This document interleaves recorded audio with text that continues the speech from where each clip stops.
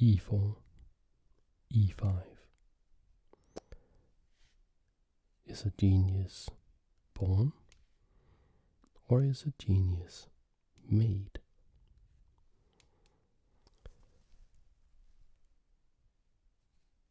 Knight f3, knight f6. You know, we always hear about these chess geniuses, like Kasparov here with the black pieces. Bishop e5 and knight f6. And they just seem, you know, to come from another world somehow, and just have this sort of unfathomable genius, and they can do things on the chessboard that we can't really understand how it's possible. Castles. And knight takes e4.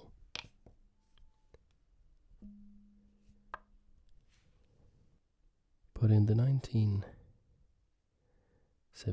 in Hungary, there was a man named Laszlo Polgar. d4 and knight d6, looking at the bishop. And he had a theory that geniuses are not really from another world. They are not born with magical powers. Bishop takes f6. And d takes f6.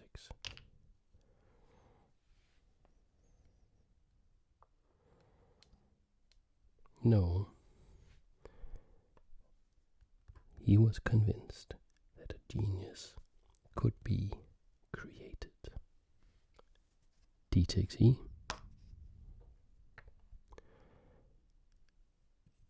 And knight f5. Laszlo Polgar had 3 daughters. Queen takes queen. Check. King takes queen.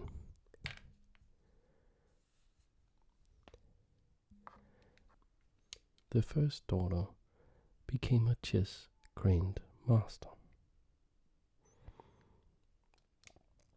Knight to c3. h6. The second daughter became a chess international master. Rook d1 check and king e8. And the last daughter, the youngest daughter, did not only become a chess grandmaster, h3 and bishop e7. She became a chess legend. Her name, of course, is Judit Polgar.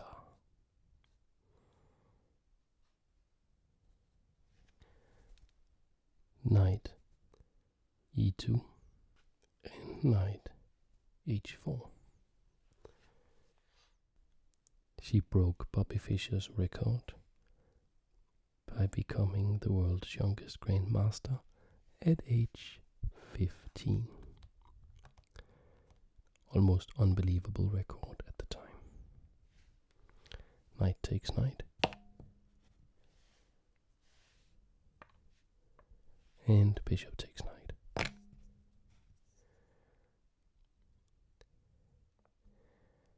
During her career, she defeated 12 world champions.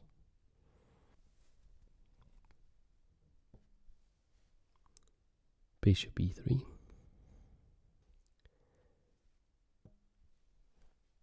bishop f5. And in this game, she has the white pieces against the reigning world champion, the best player of all time, Garry Kasparov. Knight d4, defending c2 and attacking the bishop. Bishop drops back. Bishop h7. This was a rapid game played in 2003 in a match where the Russian team with Kasparov on board 1 played a team consisting of players from the rest of the world. It was a rapid game in 2003. g4. Bishop drops back. Bishop e7. And here you can see that Kasparov has made a very interesting choice. He has played what is called the Berlin defense, or the Berlin Wall, which is an extremely solid and very, very slow opening. And the reason he has done this is that Judit was known to be an absolutely incredible attacking player. So he thought that it would be a very nice psychological advantage to just have the most dry, boring position where she couldn't, get away with all her tricks.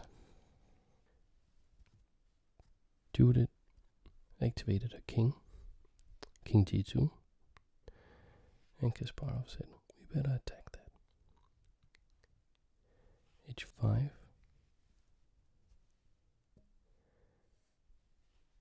Knight f5, taking the bishop and the pawn, so the bishop drops back. This is back in 2003, and Kasparov had very little respect for Judith, had not a very high opinion of her abilities as a chess player, or any woman's ability as a chess player, for that matter. This was back in 2003, he felt that way. King f3, getting more aggressive with the king. Bishop g6, trying to activate this rook. And even though this position can look extremely boring and dry, Judith finds a way to get active with her pieces, ignoring what's happening here on the king side and playing rook d2. Pawn takes pawn. Check. Pawn takes pawn.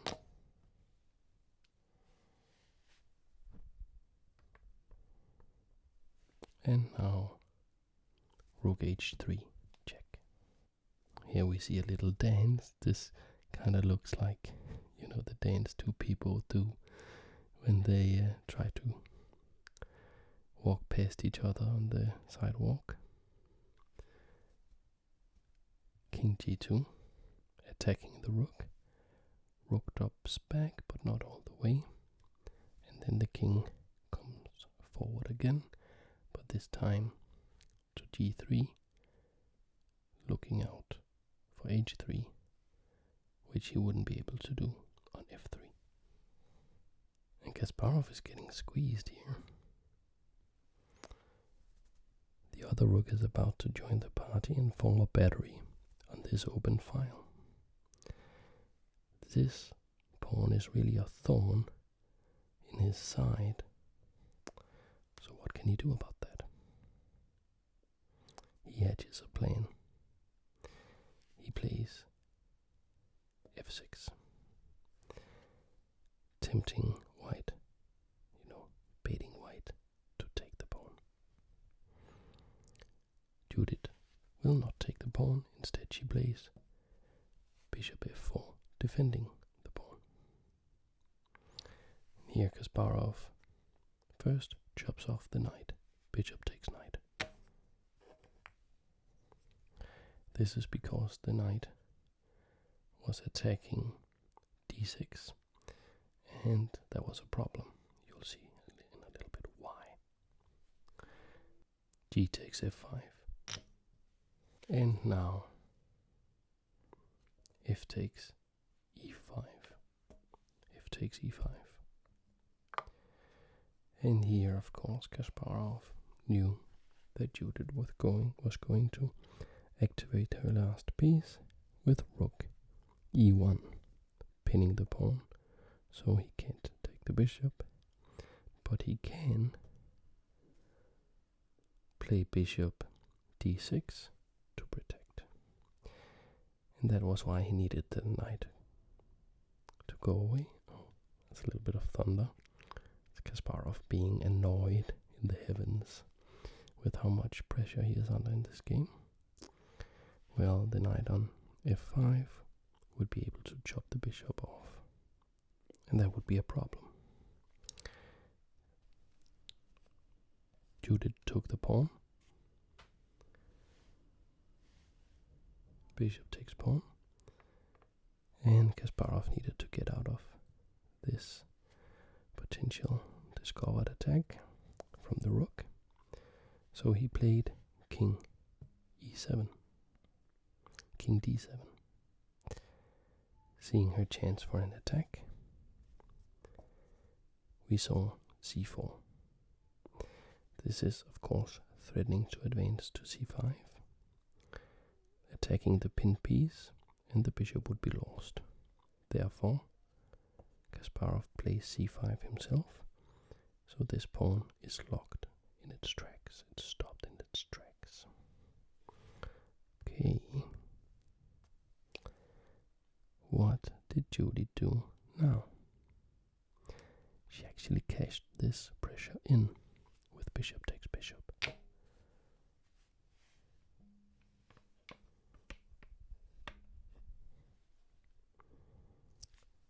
Pawn takes bishop.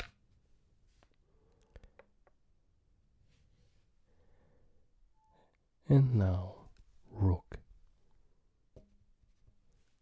to d6, nicely defended by the pawn on f5. The pressure against the d6 pawn is too much, it's going to fall. So it's a very interesting game in that Kasparov, one of the best, no, not one of the best, the best attacking genius, the most dynamic player of all time, tried to throw his opponent off by playing a boring, dry, static opening. Instead of being met with any sort of whirlwind attack, he has just faced a wall coming at him. Just slowly the pieces has gotten closer and closer, and he has not had any counterplay at any moment. He plays rook on a to h8, trying for counterplay along the h file. Rook on e takes d6, check.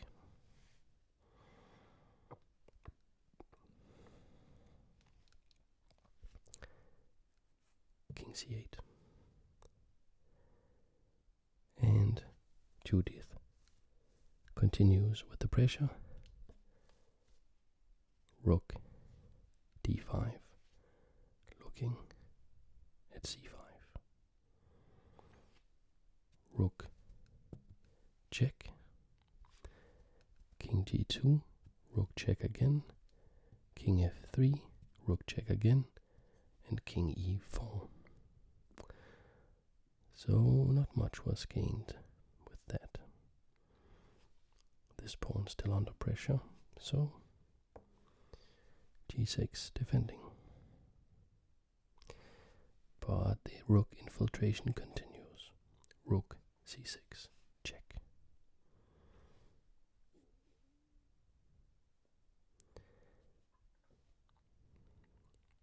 King b8, and the wall is just getting closer and closer.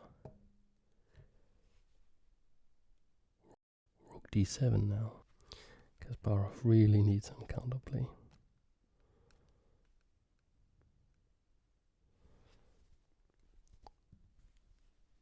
Rook h2 attacking the pawn.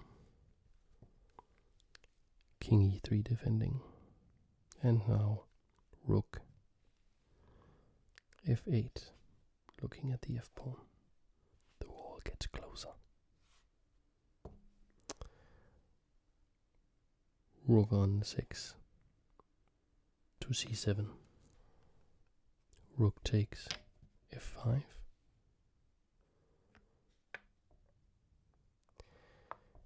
Maybe we can get some potential if we can get the rook lined up here on the f-file. But Judith has a perfect technique here. First, check.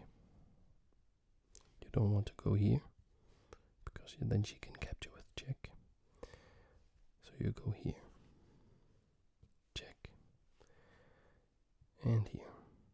And now, after this little dance, the wall stretches a little bit, and you capture this pawn. Okay, and what is the point? The point is that with the king on this square, we are now threatening checkmate. So there is only one move. The king has to go here, so that if we try for the checkmate, we can capture the other rook.